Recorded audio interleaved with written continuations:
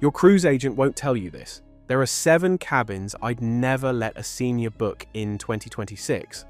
Not because they're the cheapest, but because of what they secretly do to your trip.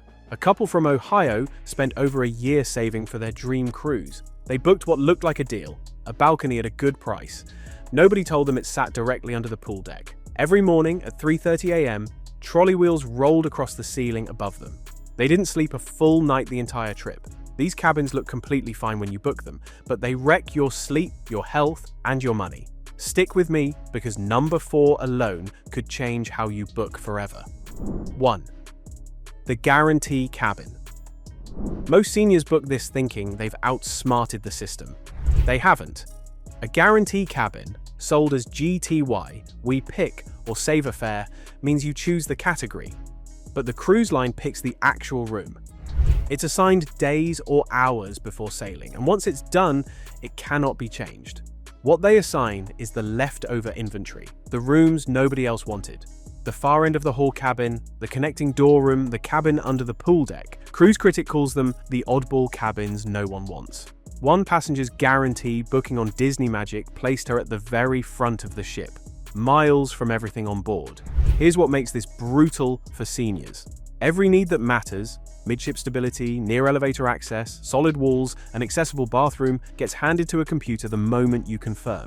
Need grab bars or a wider door. A guarantee booking can't give you that. Accessible rooms require direct selection.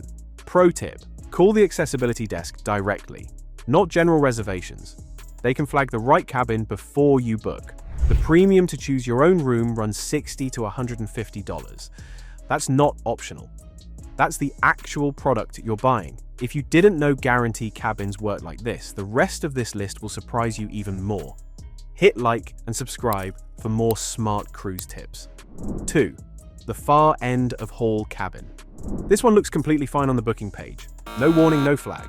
But it turns your cruise into a daily physical test you never signed up for.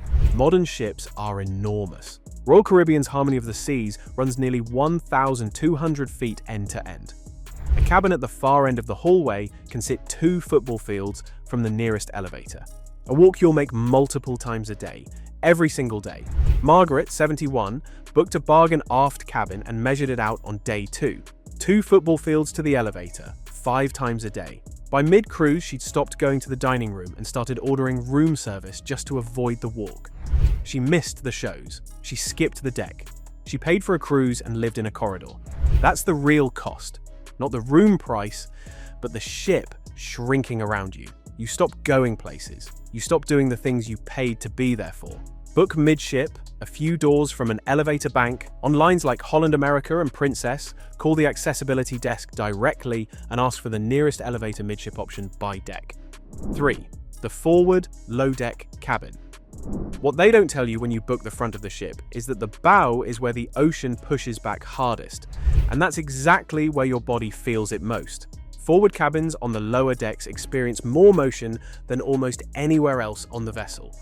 One former cruise crew member admitted that even with years at sea, a forward deck 1 cabin left them barely able to function from seasickness. That's someone who lives aboard ships for a living. Motion sickness gets harder to manage with age. It triggers faster, interacts badly with common medications, and takes longer to pass. One bad stretch of open ocean and the first 2 days of your cruise are gone. Flat in bed while prepaid excursions run without you. What most people miss, those low forward cabins also sit closest to the anchor chain. In tender ports, that chain dropping before dawn echoes straight up through the hull into your room. Pro tip, book midship on a middle deck, not just midship anywhere. That combination is the sweet spot. High midship still sways. Low midship, sandwiched between 2 passenger floors, is where the motion nearly disappears. The next one catches even experienced cruisers off guard. Most seniors never see it coming until their 3rd sleepless night. 4. The connecting door cabin. Here's the catch. A connecting cabin looks exactly like any other room on the booking page. No label, no flag, nothing to warn you. What you won't know until you're inside is that the wall between you and the next cabin isn't solid. It's an interior door, far thinner than the surrounding walls, with gaps at the top and bottom where sound travels freely. A cruiser on Allure of the Seas described constant crying and screaming at all hours straight through that door. Frank and Diane, both in their 60s, had the same experience on their anniversary sailing. 3 nights of a colicky toddler next door, full ship, no recourse at all.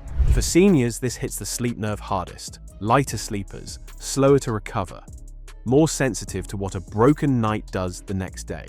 And here's what makes it worse. Connecting rooms are exactly the leftover inventory guarantee bookings assign.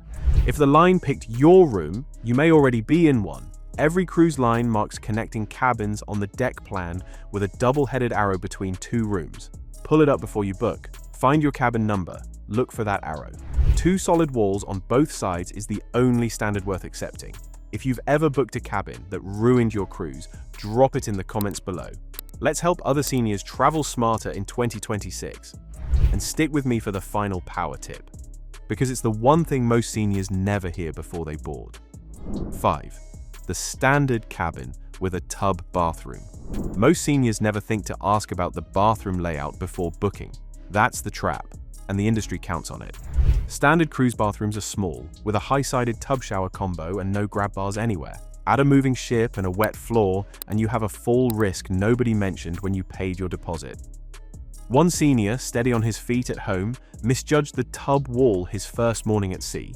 The floor was wet, the ship rolled, and there was nothing to grab. He barely caught himself, and dreaded every shower after that.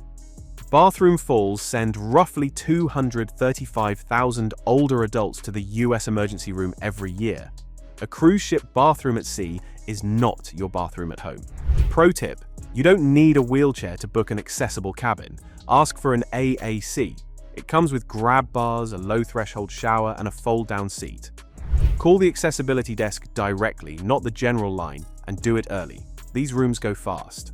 6. The cabin under the pool or buffet deck. Think you found a quiet, well-priced cabin. If it sits under the pool deck or the ship's buffet, you haven't found quiet.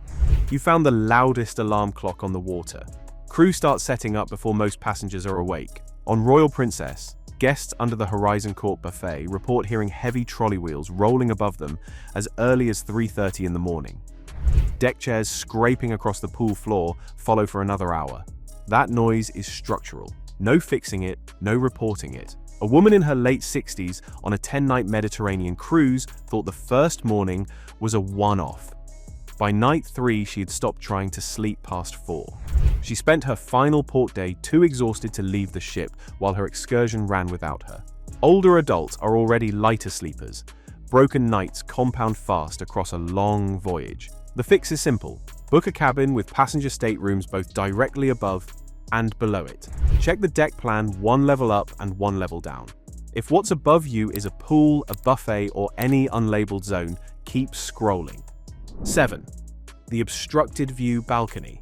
You searched for a balcony, you paid for a balcony, but what you're actually getting is a window that frames a large white lifeboat. The cruise line will let you book it without ever making that clear. Obstructed-view cabins are sold cheaper than standard balconies, and that price gap looks attractive. But the obstruction is rarely spelled out at booking. On some ships, it's partial. On others, your entire view is a solid wall of metal. On Anthem of the Seas, cabins 6130 and 6530 near the forward bump out are among the most blocked on the ship. And you'd never know that from the listing. Seniors spend more time in the cabin than younger cruisers. If you're sailing Alaska or Norway, that balcony view is the whole point. A lifeboat outside that door every morning isn't a minor inconvenience. It's a quiet dignity sting. Pro tip: before confirming any balcony, search the exact cabin number plus the ship name and obstructed in Cruise Critic reviews. Passengers post photos. One look tells you everything. If the view is the point, pay the small difference for a verified, unobstructed midship cabin. Final power tip: the cruise line's booking page is a sales tool. It shows you the category, the price, and a few photos. It won't show you what's above your room, what's behind your wall, how far the elevator is, or what the bathroom looks like. The seniors who cruise well don't rely on it. They pull up the deck plan, call the accessibility desk directly, search their exact cabin number in cruise critic reviews, and make their own call before putting money down. The cabin sets the tone for every day at sea. Get it right before you board, and the rest takes care of itself. If this video helped you, please like it and subscribe. New cruise tips every week. Drop a comment below. Which of these 7 shocked you the most? I read every single one.